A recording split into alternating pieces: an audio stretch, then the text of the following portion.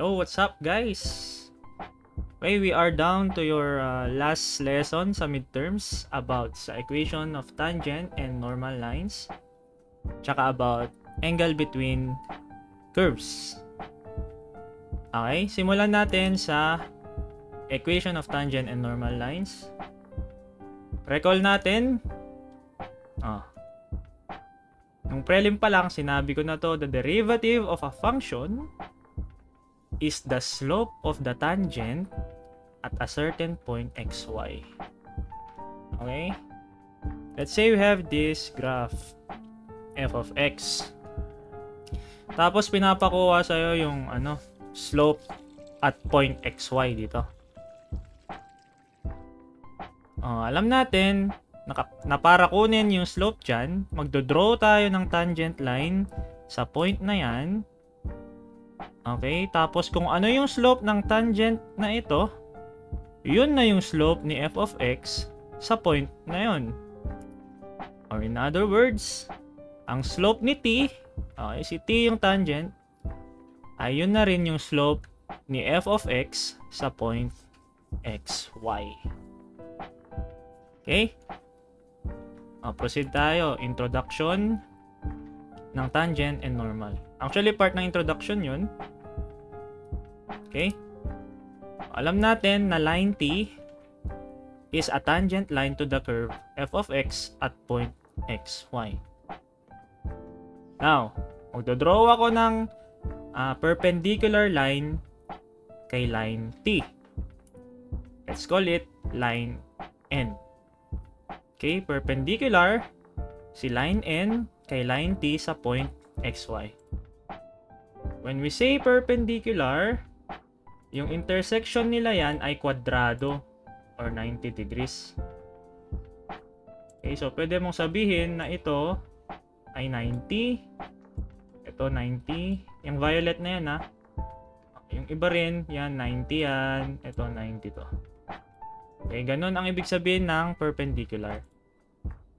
Now, anong tawag sa N na ito? Kung si red ay tangent line, ang tawag kay N ay normal line. Yan ay isang normal line. Okay?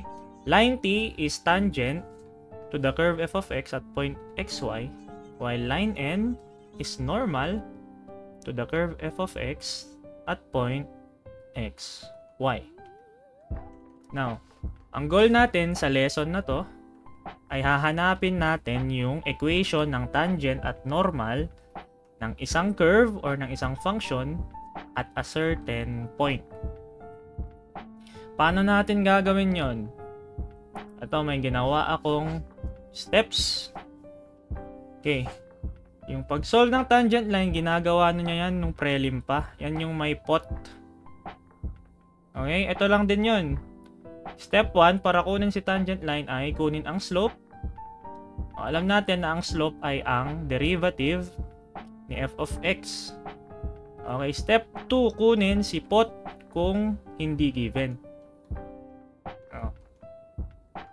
Most of the time naman, given si pot, no? Tapos step 3, gamitin si point slope form para kunin yung equation ni line. Tapos kailangan guys, ito yung pinagkaiba sa nauna nyong ginagawa. Kailangan i-rewrite nyo yung equation sa general form. When we say general form, okay, meron to sa sa analytic. Ganito yung form, general form ng isang linear equation. Ito, ax plus by plus c is equal to 0. Wherein si ABC guys ay dapat integers. Meaning, dapat whole number. Okay, iwasan nyo ang fraction or yung may decimal. Okay? Dapat yung final answer, yung equation na makukuha ay naka-general form. Okay, paano naman pag si normal line? Okay, ang pinagkaiba lang guys sa normal line, yung step 1. Okay, magkaiba ang slope ni tangent line kay normal line. yung slope ni normal line, kukunin nyo lang yung negative reciprocal ng slope ni tangent line. Yun lang yung nadagdag sa step na yun. Ay sa process ni normal line. Sige, try natin. Number 1. Okay, find the equations of the tangent and normal to the curve y is equal to x cubed at the point 2, 8. Okay, pag sinabing may at the point, ganun, matik POT na yan, point of tangency. Okay, unahin natin si tangent line. Step 1, ano ulit? Kunin si slope. Tawagin nating m sub t ang slope ni tangent line. Mamaya, m sub n kay normal line. Okay, para kunin si slope, kunin ang derivative ni y with respect to x or yun yung y prime. Ang y natin ay x cubed. Y prime is 3x squared. Yan na ngayon si m sub t. Okay. Now, substitute si abscissa ng iyong point of tangency. At 2, 8. Okay. Ang abscissa natin dito ay 2. Or abscissa or x value. Substitute kay 3x squared. Magiging 3 times 2 squared. So, that is 3 times 4. M sub t is 12. Okay. Pag nakuha na si slope, step 2, si POT. Pero given na, eto na, 2, 8. Okay, paano pag di given, sir? Paano kung x equal 2 lang yung given? Paano kung ganun? Naturo ko na rin to nung prelim. Paano kung x equal 2 lang yung given? Para makuha si POT, kung given mo ay x equal to 2, isubstitute mo lang si 2 sa given function. Okay, y is equal to 2 cube. Okay, kasi y equal to x cube, palitan ko lang si x ng 2. So, y is 8. Ganun mag-solve pag walang POT. Therefore, ang POT mo dito ay 2 and 8. Okay? Okay, now, nakuha natin si POT at slope. Step 3 tayo. Gamitin si point slope form. Ano si point slope form? Y minus y1 is equal to m times x minus x1. Ang y1 natin yung ordinate ng ating POT. Ordinate or y value ng ating POT, which is 8. Ang x1 yung abscissa ng ating POT, which is 2. So, yan ay magiging y minus 8 is equal to 12x minus 2. Distribute mo ngayon si 12 kay x tsaka kay 2. So, magiging y minus 8 equal to 12x minus 24. Okay. Yung ginagawa nyo nung prelim, nililipat nyo lang si negative 8. Okay. Pero ngayon, i-rewrite dapat natin siya into general form. Yung general form ulit ay ax plus by plus c equals 0. Okay. Dapat gawin yung positive lagi si x. Yun na lang yung tip doon. Gawin yung positive lagi si x. So, si x, andito si 12x. Hindi ko na siya gagalawin dito. Ang ililipat ko si y minus 8 para ma-equate sa 0. So, si y lilipat sa kabila, magiging negative y. Si negative 8, lilipat sa kabila, magiging positive 8. Minus 24 is negative 16. So, magiging 12x minus y minus 16 is equal to 0. That is now our equation of the tangent line. Okay, dapat naka-general form X mauna, tapos y, tapos constant, tapos naka-equate sa 0. Dapat naka-equate sa 0. Kung di naka-equate sa 0, minus 1. Okay, tangent line pa lang yan. Pinapahanap pa si normal. Paano kunin si normal line? Una, kunin mo si slope. Ganun din, same process. Same process sa pagkuha ni tangent line. Tatawagin nating m sub n yung slope ni normal line. Ngayon, may formula para kunin si m sub n. That is just negative 1 over m sub t. Okay, yun lang yung negative reciprocal ni m sub t. So, m sub n is equal to negative 1 over 12. Yan na ang ating slope. So, step 2, yung POT natin, yun pa rin si 2, 8. And step 3, slope form, point slope form. So, magiging y minus 8 is equal to negative 1 over 12 times x minus 2. Okay, again, etong negative 1 over 12, hindi ko na siya i-distribute dito. Kasi magiging fraction yung x tsaka yung constant natin. Ang gagawin ko, either i-multiply ko si 12 dito. Okay, pwede kong gawin to. Either i-multiply ko si 12 sa quantity na to, or mag-multiply ako ng 12 sa buong quantity na ito. Same lang yung makukuha doon. Okay. Ilipat ko na lang si 12. Or i-cross multiply ko na lang si 12 dito kay y tsaka negative 8. Okay, so magiging 12y minus 12 times y is 12y. 12 times negative 8 is negative 96. Tapos ang matitira na lang dito ay negative 1 times x, that is negative x. Negative 1 times negative 2, that is positive 2. Okay, so magiging ganyan. Ngayon, naka-negative si x, kailangan positive. So, ililipat ko sa kabila. Si 2 din, ililipat ko sa kabila. So, yan ay magiging positive x plus 12y minus 96 minus 2. So, that is x plus 12y minus 98 equal to 0. Yan na ngayon ang equation ng ating normal line. Okay? Kung titingnan nyo yan sa graph, ito yung itsura. Yung blue ay yung graph ng ating given function, si y equals x cubed. Ito. Okay, yung point of tangency natin, ito yun. Sa 2 and 8. Point of tangency. Okay? Si red yung equation ng ating, or yung line ng ating tangent line. Yung ating tangent line. Tapos si green yung ating normal line.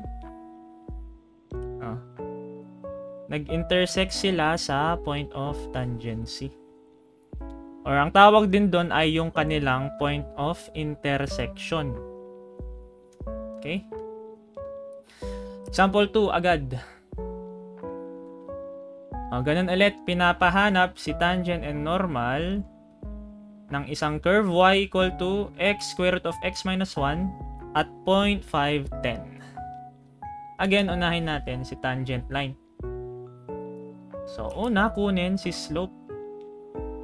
Again, si slope ay derivative ni y with respect to x, or yun yung y prime. Okay, ang y natin ay x square root of x minus 1. Paano ngayon i-derivative yan? Apply product rule. u dv plus v du. u dv plus v du. Itong si x yung magiging u mo. Si square root of x minus 1 yung v. Okay? So, ang u natin dito si x. Du over dx ay 1. V natin si square root of x minus 1. dv over dx ay 1 over 2 square root of x minus 1. Okay, so product rule, yan ay magiging u dv plus v du. Okay, u dv plus v du. Yan na ngayon ang ating equation ng slope ni tangent line. Okay, ano yung pot natin? 5, 10. So, at 5, 10, substitute ko si 5 kay x. Okay, hindi ko na isi-simplify ito. Ba't ko papapahirapan sarili ko, no? Pwede mo nang i-substitute si 5 kay x. Okay, so empty is equal to 5 times the quantity of 1 over 2 square root of 5 minus 1 plus square root of 5 minus 1 times 1. Input sa calcu, ang makukuha mo dyan, 13 over 4. Okay. Baka yung iba, hindi pa alam yan i-input sa calcu, ah. Ano ba yan? 5 times fraction 1 over 2 square root of 5 minus 1 plus square root of 5 minus 1 times 1. Di ko na ilalagay si times 1. Is equal to 13 over 4. Okay. Now, skip ko na si step 2. Meron naman ng POT. Diretso na ako sa point slope form. Okay, point slope form, y minus y1 is equal to m times x minus x1. Ang y1 natin is 10, ang x1 ay 5, ang mt ay 13 over 4. Okay, ngayon, fraction ulit to. Ang gagawin ko na lang, ang gagawin ko na lang ay, dilipat ko si 4 dito. Okay, i-multiply ko si 4 kay y tsaka negative 10. Pwede yun. So, magiging 4y minus 40 is equal to 13x minus 13 times 5 is 65. So, 13x minus 65. 4y minus 40 is equal to 13x minus 65. Kumbaga si 4 na distribute doon, si 13 na distribute naman dito. Okay? Now, we need to rewrite that in general form. Positive na tong x ko dito. So, si 4y at negative 40 ang ililipat ko sa kabila. Okay. Magiging 13x minus 4y minus 65 plus 40. Magiging 13x minus 4y minus 25. Equation ni tangent line.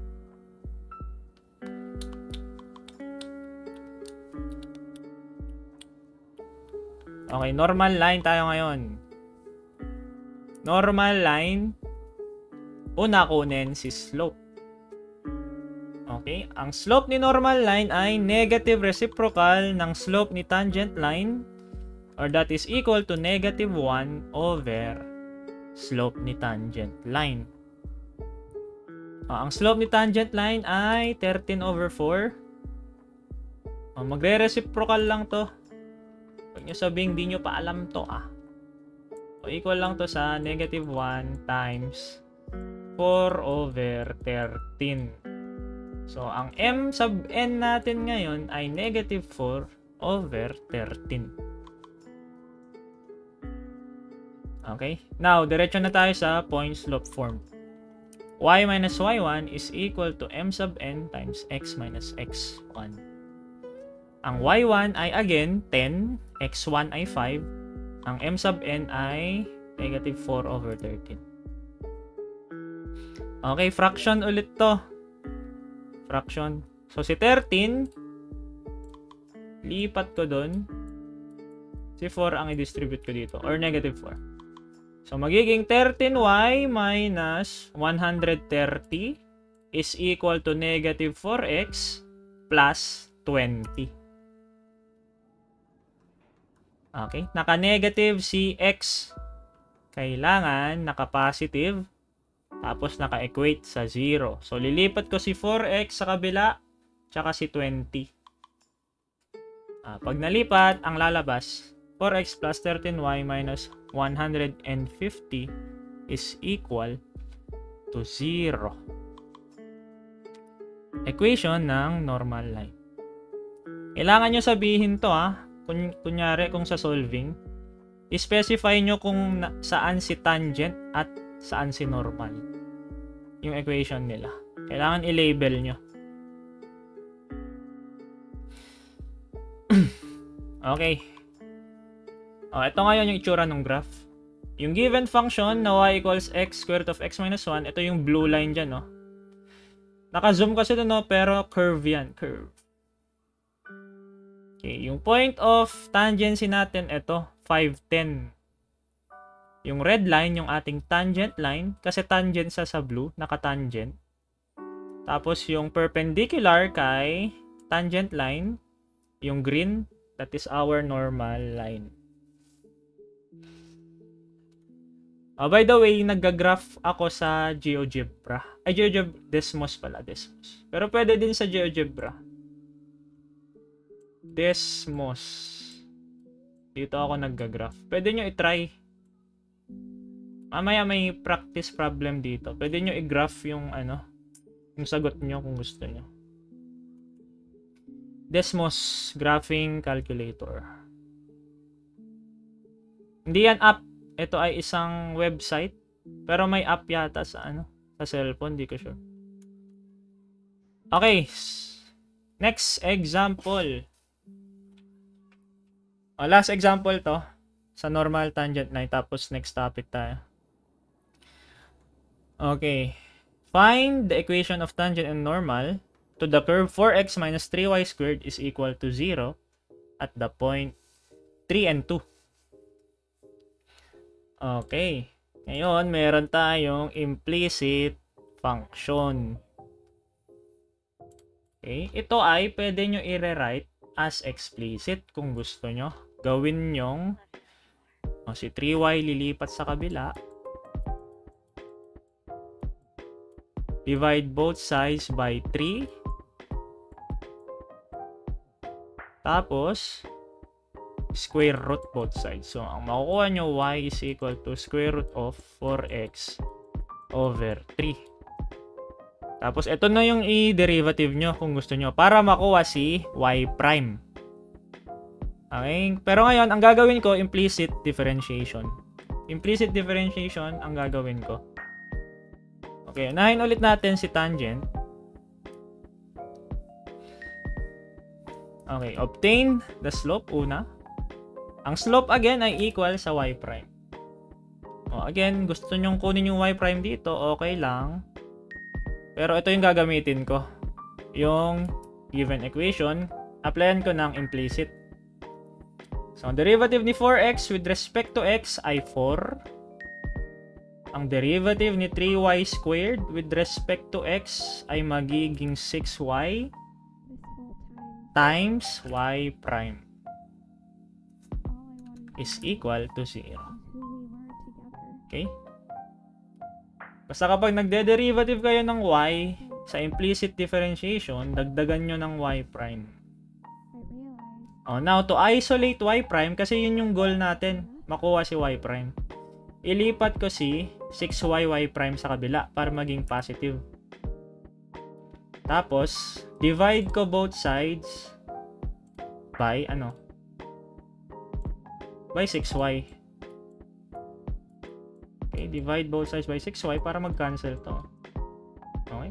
So, makuha mo si y prime as 4 over 6y. Pwede pa yan i-simplify. Divisible by 2. Pwede pa magiging 2 over 3y. Pero yan na yung okay lang kahit di nyo i-simplify. Ang goal naman is makuha si tangent or slope ni tangent line. So ano yung isa-substitute na ngayon natin dito? Ito ay y. Di ba yung nasanayan nyo x yung nandito? Pero ito ngayon ay y. E di substitute mo yung y value ng POT. Okay, so y prime is equal to 4 over 6 times 2. Hindi na x hindi x, hindi 3 yung sinubstitute. 2 naman ngayon kasi y yan. So 4 over 12 or divisible by 4 yung dalawa. So 1/3. That is our slope of the tangent line. Diretso na ako sa point slope. Point slope form, y minus y1 is equal to m times x minus x1.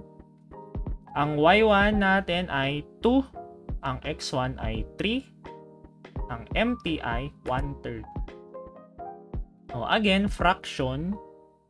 Lipat mo na lang si 3 sa kabila. Saan na ito? Multiply mo si 3 dito. Okay, so magiging 3y minus 6 is equal to x minus 3. Naka-positive na si x. I-convert natin to ng general form. Ililipat natin si 3y minus 6 sa kabila. So magiging x minus 3y plus 3 is equal to 0. Equation ng ating tangent.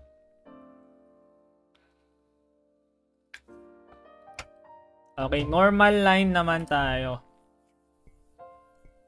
Normal line. Kunin si slope. Negative reciprocal ni slope ni tangent. So, magiging negative 1 over 1/3. Again, i-reciprocal mo lang yung 1/3 dyan.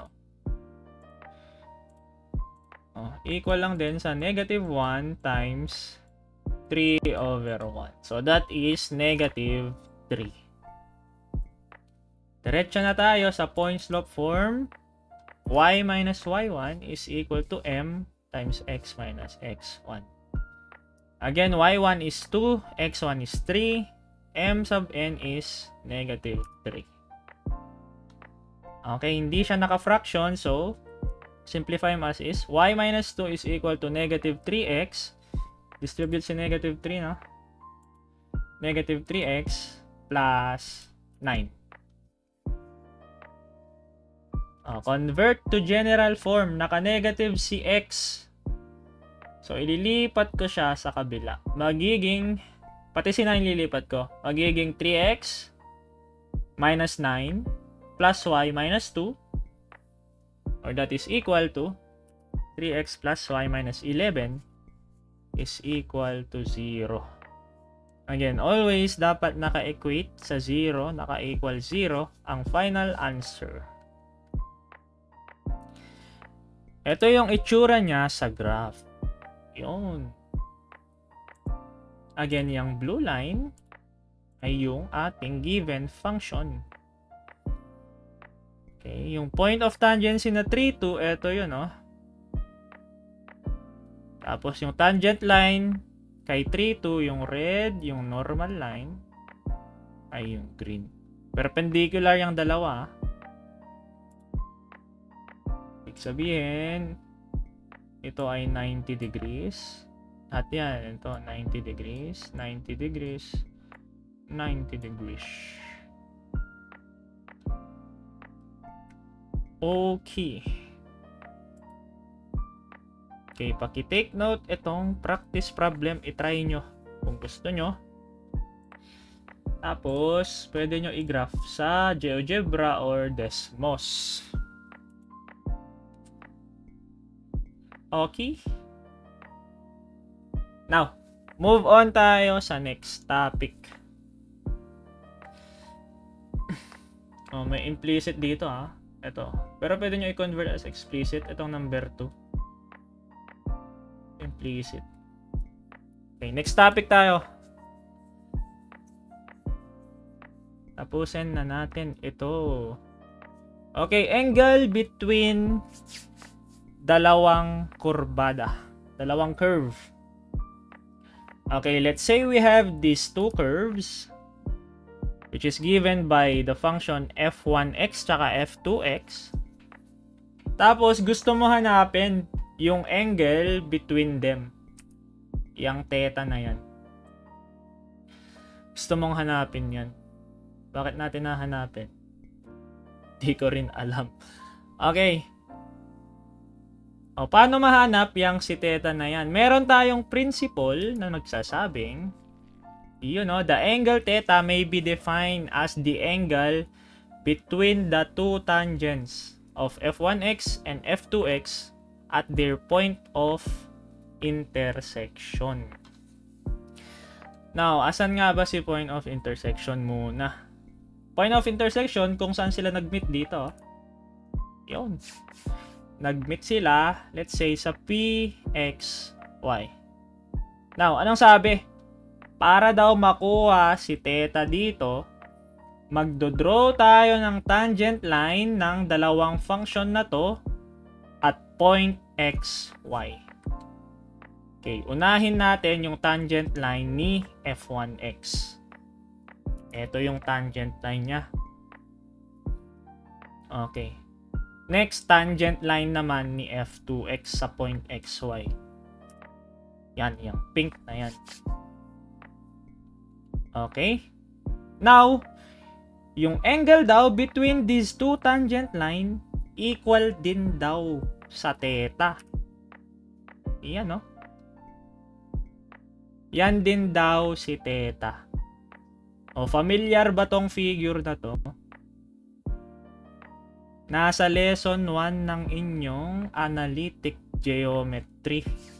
Yung angle between two lines. Same concept na yun dito. Okay, paano ngayon kunin si theta? Mag-draw ako ng horizontal line through point P.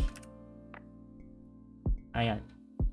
Tapos yung angle between this horizontal line at itong blue line, tawagin kong theta 1. Kasi F1 yun, theta 1 to. Okay, itong blue line kasi ay tangent line ni F1. Kaya tinawag kong theta 1 ito.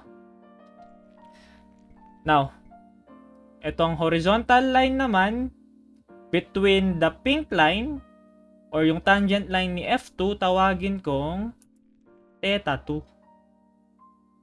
Okay? O, kitang-kita na, oh. Kapag babawasan ko si theta 2 ng theta 1, yun ang value ni theta. Ito, theta 2 minus theta 1, yun ang value ni theta. So, pwede kong sabihin na theta is equal to theta 2 minus theta 1. Okay? Now, itatangent ko both sides dito. Itatangent ko both sides. Magiging tangent of theta is equal to tangent of theta 2 minus theta 1. Okay. Itong expression na to, this is difference of two angles. Meron yan sa inyong trigo identity. Yan yung tan A minus tan B. Diba? May identity tayo nito. Tan A. Tan A minus tan B ba yung nasabi ko? Tan A minus B pala. Meron tayong identity nito. Okay? May equivalent to. Oh, naging theta 2 lang si A, naging theta 1 si B. Itong tangent of theta 2 minus theta 1 pwede maging tangent of theta 2 minus tangent of theta 1 over 1 plus tangent of theta 2 times tangent of theta 1. Okay? Identity to, ah. Ito. Galing sa inyong trigonometry. Now, si tangent of theta 2, pwede kong sabihin na yan yung slope ni line 2. Asan ba si line 2? Si theta 2 natin ay yung pink. So, line 2 si pink. Ang tangent theta 2, pwede kong sabihin slope ni line 2. Or tawagin nating M2. Okay, si tangent ni theta 2, pwede ko sabihin slope ni M2. Ganun din kay tangent theta 1. Pwede kong sabihin na yan ay slope ni line 1 or yung blue line natin dito. Sir, paano nangyari? Okay, i-rewrite ko muna to, ha. Papakita ko. I-rewrite ko muna to. Si tangent theta 2, palitan ko ng M2. Si tangent theta 1, palitan ko ng M1. So, magiging ganyan. Ito ngayon ang ating working equation sa pag-solve ng angle between two curves. Naka-absolute value Dapat naka-absolute value. Meaning, kung negative yung masosolve mo dito, ipa-positive mo lang. Okay, paano naging tangent theta 2 is equal to M2? Slope yung M slope. Okay, pakita natin. Pinakita ko na rin to sa inyong analytics sa lesson 1. Okay? Recall natin, ano ba ang slope? Slope ay rise over run.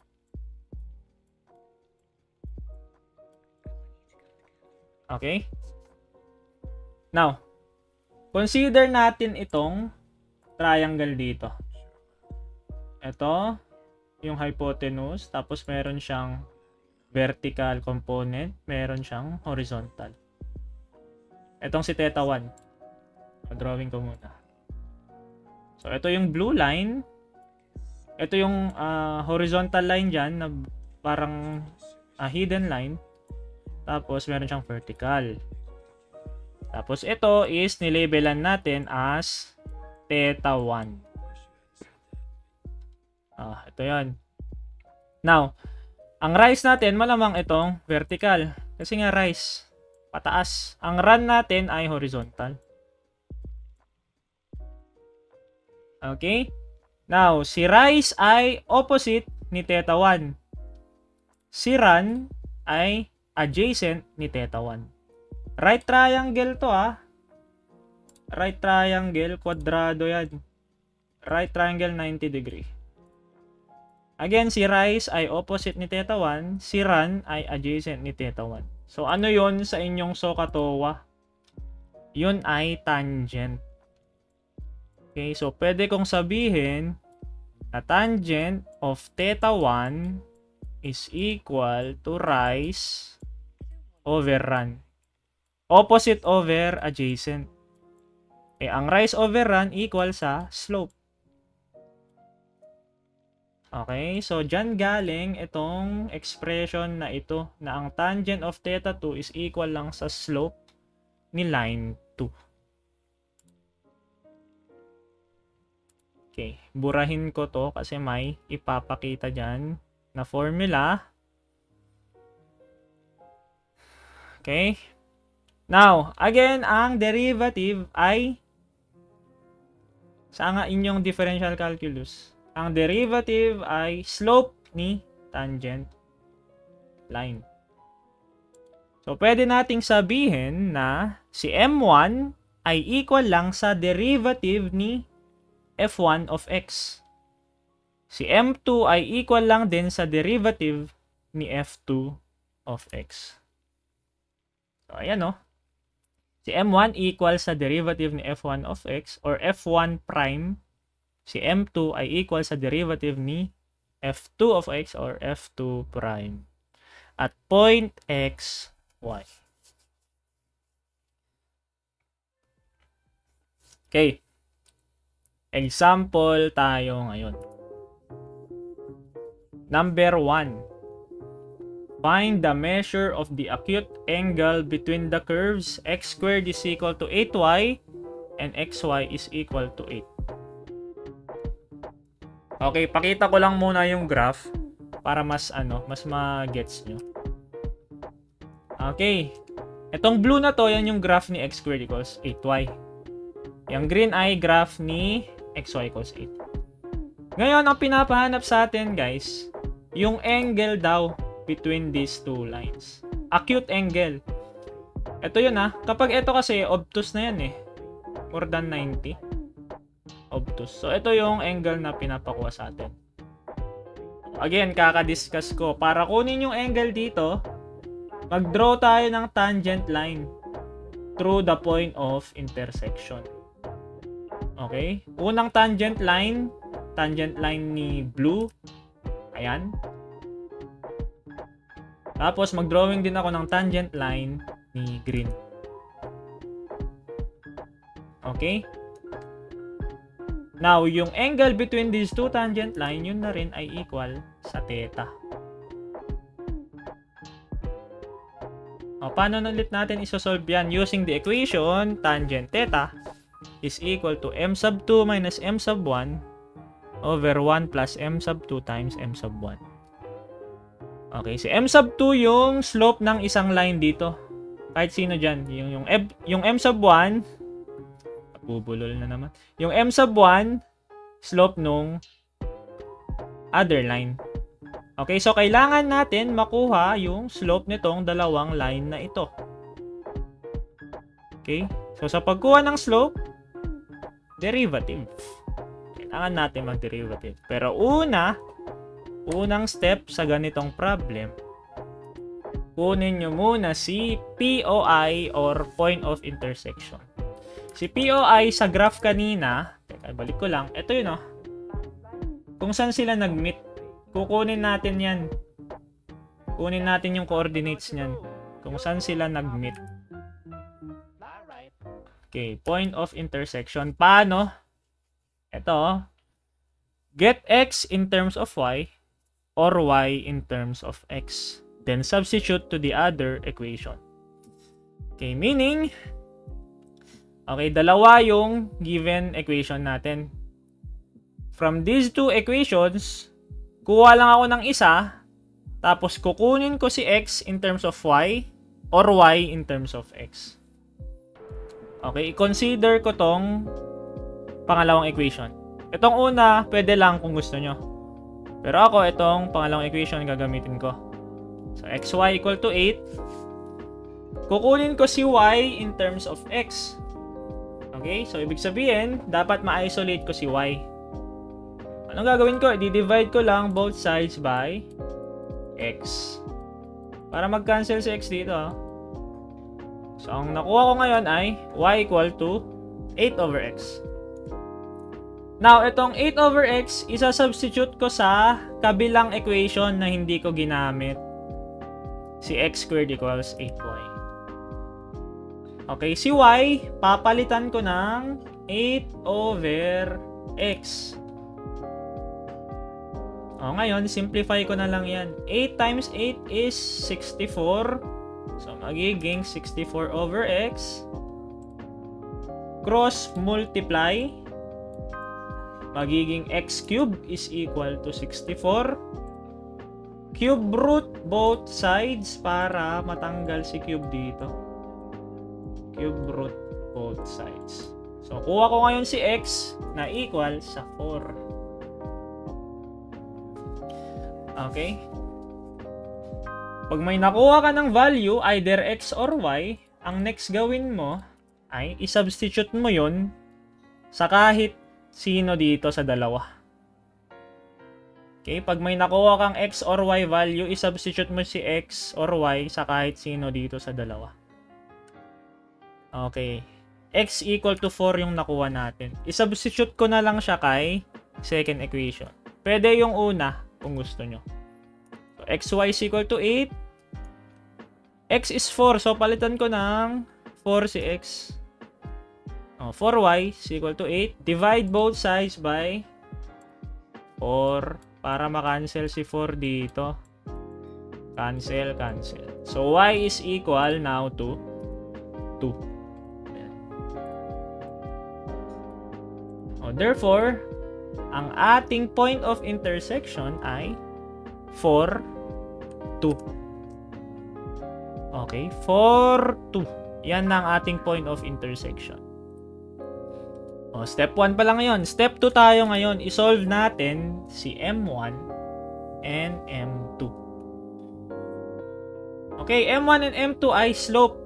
So, para kunin si slope, kailangan nating mag-derivative or mag-differentiate. I-differentiate natin yung dalawang given na equation para makuha si M1 and M2. Okay, ito yung dalawang given equation. Unahin natin si x squared equal to 8y. Kunin natin si y prime. Derivative of y with respect to x. So, ito ay isang implicit. Pero pwede nyo gawin tong explicit kung gusto nyo. Gawin yung divide nyo both sides by 8. So, y is equal to x squared over 8. So, ito ngayon yung i-derivative nyo. Pero ang ginawa ko ay implicit differentiation. Okay? Ngayon, ang derivative ni x squared ay 2x. Ang derivative ni 8y ay 8y prime. Divide ko both sides by 8 kasi i-isolate ko si y prime. So, magiging y prime is equal to 2x over 8. Pwede ko pa i-simplify. Magiging x over 4. Okay, parang nag-cancel lang si 2. Ito na ngayon yung M1. Pero ano ngayon si x? Diba kailangan nating mag-substitute? Yun na yung nakuha nating POI kanina. Yung POI natin ay 4, 2. Okay, ang x value natin ay 4. So, papalitan ko lang si x ng 4 para makuha si M1. Okay, M1 is x over 4. So, si x magiging 4. M1 is 4 over 4 or 1. Okay, yan na si M1.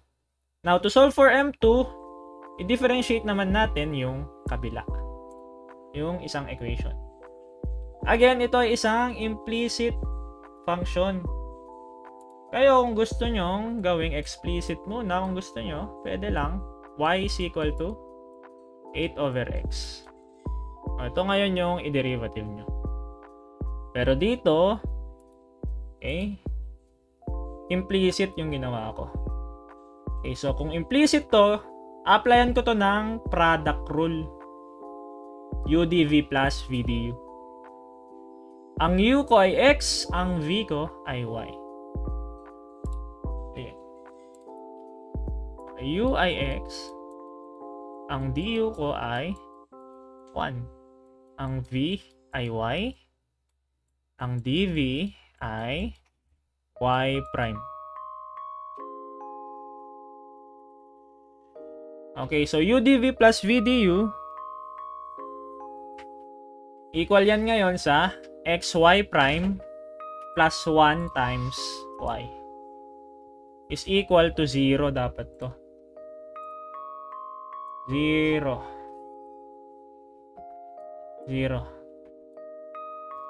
Okay. Ang goal ko is ma-isolate si y prime. So, ililipat ko si 1 times y sa kabila. So, magiging xy prime is equal to negative y. I-divide ko both sides by x para mag-cancel si x dito. Divide ko both sides by x. So, kuha ko na si y prime equal to negative y over x. Yan na ngayon si M2 ko. Or yung slope ng pangalawang line.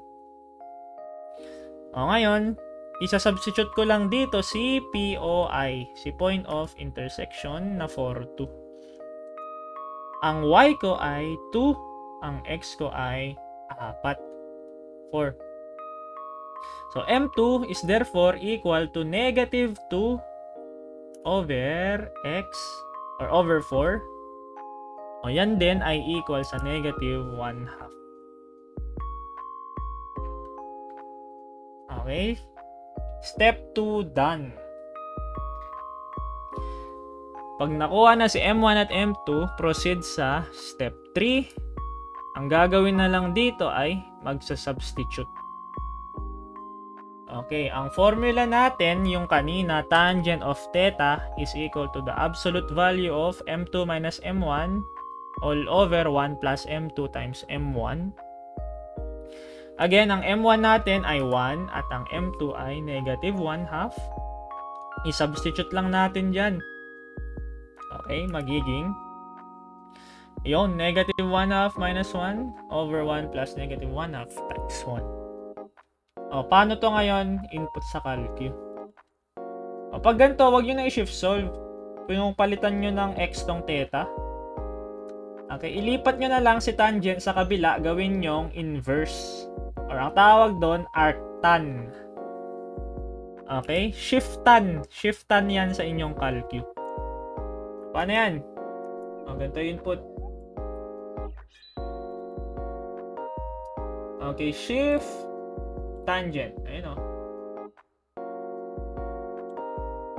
Okay? Ano yun? Negative 1/2 or negative 0.5 minus 1 over 1 plus negative 0.5 times 1 is equal to 71.57. Bakit negative? May absolute value tayo. Ay, absolute sign. Okay, pag negative yung lumabas, gawin nyo lang positive. So, ang sagot ay ito, absolute to 71.56.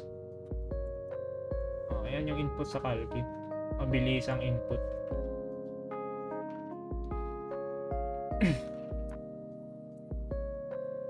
Okay, number 2.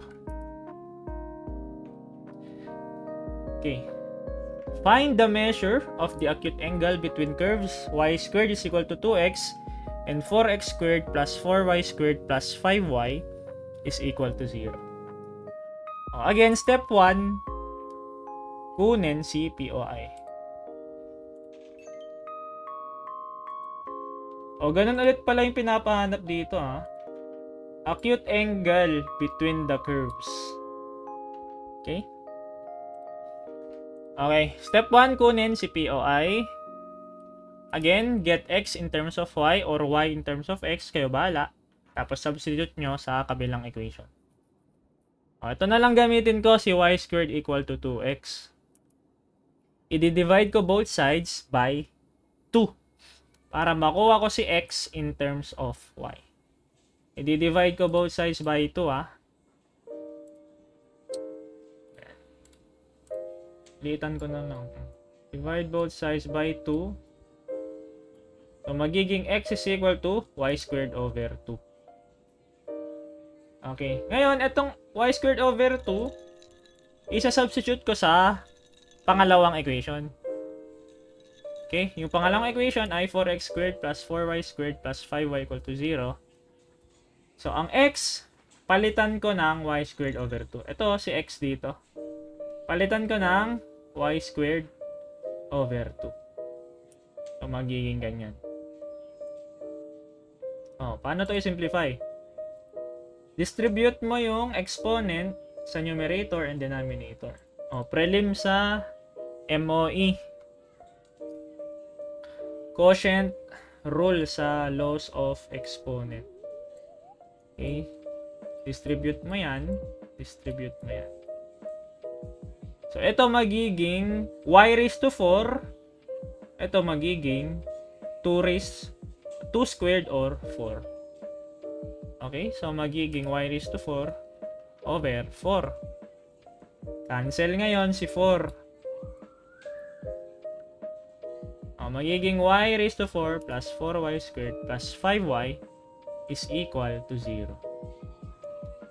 Paano kunin to yung y dito? Okay, caltech na lang natin. Caltech natin. Mode. Equation. Ay, sus. Hanggang cubic lang pala yung ano dito, no? Sa calcu na to. Yung calcu ko kasi, ito. Hanggang quartic. Ibig sabihin, hanggang 4th degree yung kaya niyang isolve. Ito, naka 4th degree kasi tayo eh. Kaso yung calculus nito ay 3rd degree lang. Ayun o, ax cube. Wala nang ax raised to 4. Okay? So, i-convert muna natin to ng cubic. Gawin natin cubic to. Ilabas natin si to. May common factor sila. May common factor, y. Pwede kong ilabas si y. Ayan. Naging cubic na ngayon. Eto, by zero product rule, kung naaalala nyo, if a times b is equal to 0, pwede kong sabihin na a is equal to 0 and b is equal to 0. Ang a natin dito is si y. Ang b natin si y cube plus 4y plus 5. Okay, so pwede kong sabihin na y is equal to 0. Yun na yung isang root. Okay? Y is equal to 0 ng isa dito. Ngayon, paano natin kukunin yung other roots? Paano natin kukunin yung roots netong y cube plus 4y plus 5? E di, caltech natin. Ulit. Mode 5. Mode equation. Ito, 4. Kasi naka-cube. Sa ibang calcu, mode, hanapin nyo yung equation. Tapos, polynomial. Tapos, third degree. 3. Okay? Third degree tayo. So, dito sa calcu na to is mode 5, 4. Okay, ang input ko sa A ay yung coefficient ni cube. So, ano yun? Ito, 1. Sa B, coefficient ni squared. Wala tayong squared dito. Y na agad to, walang squared, walang y squared. So, 0 yan, 0. Sa C, coefficient ni y. So, that is 4. Sa D ay yung constant. So, that is 5. Press equal, press equal. Okay, ayun na yung isang root natin. Negative 1. Equal mo ulit. Okay, imaginary na to. So, neglect nyo na yan. Disregard nyo. Next. Imaginary ulit. So, isa lang yung kukunin nating root. Si negative 1. Okay, negative 1. Okay, now yung root nitong y cube plus 4y plus 5 ay negative 1. Tapos, yung root ni y ay 0. So, dalawa yung y natin, 0 and negative 1. Again, pag may nakuha ng value ni y, i-substitute sa kahit saan dito na equation. Pero dalawa yung y. Paano yan? Unahin muna natin si negative 1. Try natin. At y is equal to negative 1, yung kukunin ko na lang na equation ay itong y squared equals to 2x. Okay, so y squared is equal to 2x. Si y palitan ko ng negative 1. So negative 1 squared is equal to 2x. Negative 1 squared is positive 1. Again, no? A reminder. Kapag mag-square kayo ng negative value, always lagyan nyo ng parenthesis. Hindi lang square kapag mag-raise kayo ng exponent sa isang negative value, always lagyan nyo ng parenthesis. Kapag wala kasing parenthesis, tignan nyo. Negative 1 squared, negative 1, which is mali. Dapat may parenthesis dyan. Ayun, tama. Okay, basta negative. Okay, so 1 is equal to 2x. Divide both sides by 2 para makuha si x. So, x is 1/2. Therefore, ang POI natin ay 1/2 and negative 1. So, dalawa yung POI natin dito kasi may y equal to 0 pa. Okay, kunin natin yung pangalawang POI. At y is equal to 0. So, y squared is equal to 2x. Ulit. Si y palitan ng 0. Okay, 0 squared is 0 pa rin. Okay. So, divide both sides by 2. 0 over 2 is 0. Therefore, x is 0. Pangalawang POI, yung origin. 0, 0. Now, next step tayo. I-solve si dalawang slope. Paano ulit? I-derivative yung dalawang given function natin or equation. Ito yung dalawa, yung yellow. Given. Okay, derivative natin to. Pwede nyo gawing explicit ulit to. Ito yung naka-implicit kasi naka-raise sa 2. Pwede nyo gawing y is equal to square root of 2x. Square root of 2x. Pwede maging ganyan. Tapos, ito ngayon yung i-derivative nyo. Pero ang gagawin ko again is implicit. Okay, para masanay kayo. Okay, so ang derivative ni y squared ay using implicit differentiation, 2y times y prime. May y prime tayo. Derivative ni 2x ay 2. Okay, divide both sides by 2y para ma-isolate si y prime. Okay, so y prime is equal to 2 over 2y or 1 over y. Yan na ngayon yung equation ni M1. Okay? Now, anong isa-substitute natin sa y? Doon sa mga interval. Ay, mga interval daw. Mga POI. Okay, try muna natin si 0, 0. Yung POI natin na 0, 0. So, M1 is equal to 1 over, palitan si y ng, ano ba y natin dito? 0.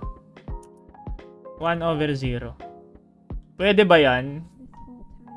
Eh, di ba ang any number divided by 0 is undefined. So, di pwede. Gamitin natin yung isang POI. Undefined to, no? So, wala. Huwag nyo nang ituloy. Pangalawang POI tayo. Si 1/2, tsaka negative 1. Okay. Now, ang M1 natin ay 1 over y. So, ang y natin dito ay negative 1. So, magiging M1 is equal to 1 over negative 1. Equal lang yan sa negative 1. So, ito na si M1. Sir, paano kung hindi undefined to? Kung meron pa rin makukuha ang M1. O kung ganon, dapat pareho yung M1 na makukuha nyo. Kung dalawa yung POI nyo, tas pwede, dapat pareho lang yung M1. O kung mali, ay kung hindi pareho, may mali sa solution nyo. Kasi iisa lang naman ang slope ng line, ng isang line eh. Hindi naman pwedeng magkaiba. Okay? Now, dito tayo sa pangalawa. Para kunin si M2. Ito, hindi nyo pwedeng gawing explicit. Ang hirap i-isolate y dito. Hindi nyo to gawang explicit function. So, implicit differentiation tayo. Okay, derivative ni 4x squared ay 8x. Derivative ni 4y squared ay 8y times y prime. Okay, derivative ni 5y ay 5y prime is equal to 0. Okay, now, ang goal ko, ma-isolate si y prime. So, ililipat ko si 8x sa kabila. Magiging 8y prime plus 5y prime is equal to negative 8x. Now, i-factor out ko si y prime dito. Factor out ko. So, ang matitira sa loob ay 8y plus 5. Okay, factor out y prime. Magiging 8y plus 5 na lang yung loob is equal to negative 8x. Tapos, i-divide natin both sides by 8y plus 5. Makukuha mo si y prime as negative 8x plus 8y plus 5. Ay, negative 8x over 8y plus 5. Ito na ngayon si equation ni M2. Okay. Now, to solve for M2, ang kukunin mong interval ay yung ginamit mo sa una. Ito pa rin. Huwag mo nang kunin to. Kasi hindi na pwede. Undefined na yan, no? Ito na ngayon. Si 1/2 negative 1. So, POI at 1/2 negative 1.